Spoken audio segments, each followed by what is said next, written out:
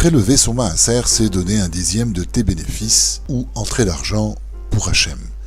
Et la possibilité de répartir cet argent pour toutes sortes de tzedaka. Le maaser est obligatoire. Nous sommes obligés de donner les maasrot et la mitzvah de la tzedaka est une autre mitzvah. Le maaser a beaucoup de sgulot qui seront décrites plus loin. Mais avant tout, nous commencerons par une petite parabole qui démontre l'importance de donner le maaser.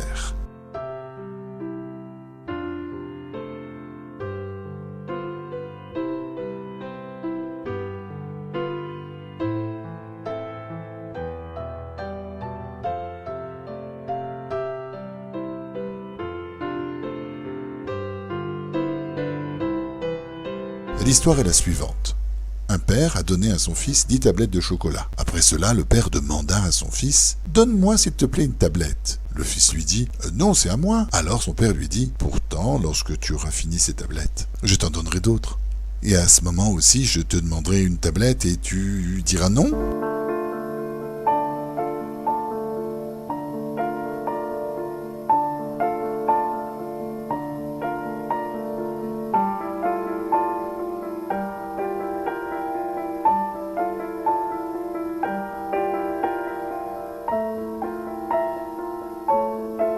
Cette parabole fait référence à Dieu qui donne à chacun la parnassa et ne lui demande qu'un dixième. Que dit la personne ? Non, c'est à moi. Et après, quand la parnassa lui manque, alors il demande à Hachem « Donne-moi la parnassa ».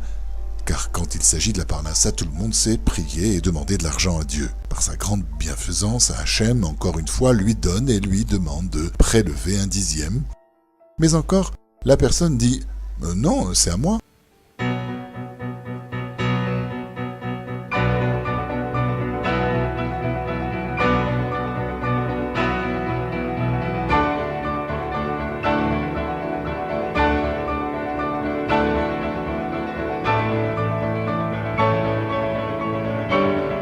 L'homme ne comprend pas qu'en fait Dieu lui propose d'être son associé dans tout son argent. Car il faut savoir que quand la personne donne les maasrot, c'est comme si Dieu était son associé. Est-ce qu'il est possible que quelqu'un ne veuille pas être associé à Hachem ? Est-ce qu'il existe un meilleur associé qu'Hachem ?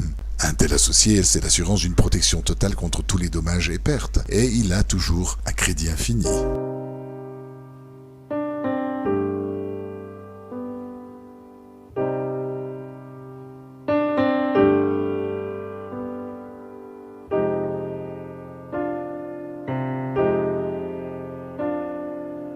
Lorsque Dieu est l'associé de l'homme dans son argent, alors son argent devient béni. C'est pourquoi il est connu que Dieu promet à celui qui prélève le maaser de ses bénéfices qu'il deviendra riche.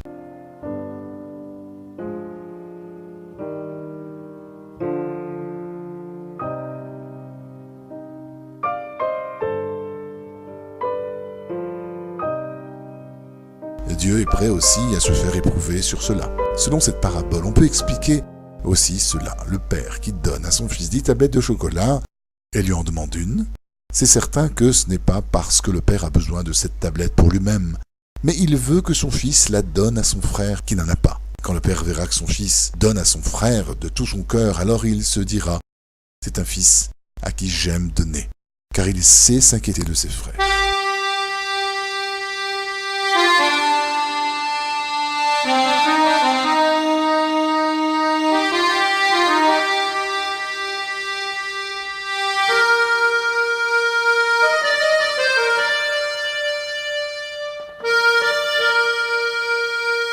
Une personne qui prélève le maaser s'appelle un bon employé. Et Dieu le gratifie de bonnes choses, car Hachem sait qu'une partie de cette abondance sera répartie chez des gens qui en ont besoin également. La Gemara rapporte l'histoire d'un homme qui travaillait chez une autre personne et était droit d'une façon extraordinaire. Il ne perdait aucun moment, ne mangeait pas et ne parlait pas pendant son travail. Il était tellement droit que Hachem décréta qu'il devienne riche.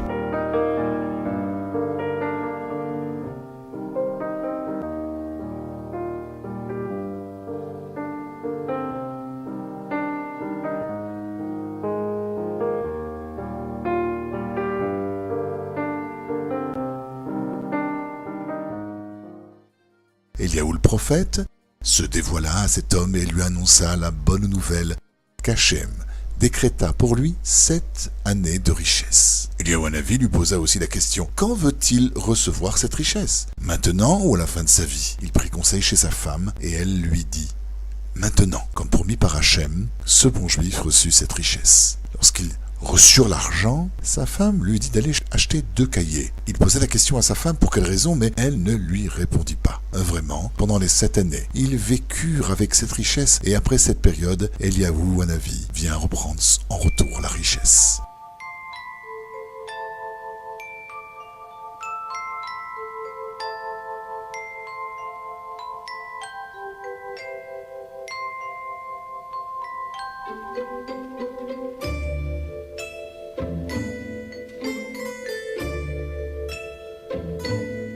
Alors la femme prit les 2 cahiers et dit au prophète: voilà les 2 cahiers où sont écrits toutes nos sorties d'argent, qui témoignent du fait que nous étions des bons gardiens de cet argent. Dans un cahier sont notées toutes nos sorties pour notre subsistance et dans l'autre tout ce que nous avons réparti chez les pauvres.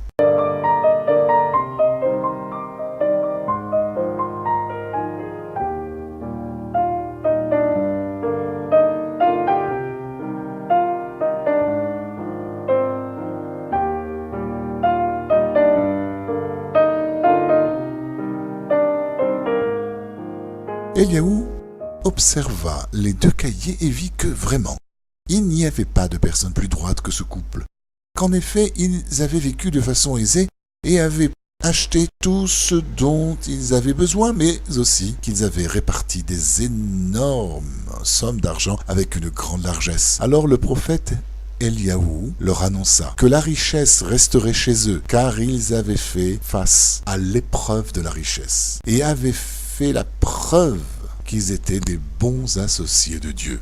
Celui qui donne le maaser n'a peur de personne, car personne ne peut lui faire de mal. À bientôt et n'oubliez pas de donner le maaser.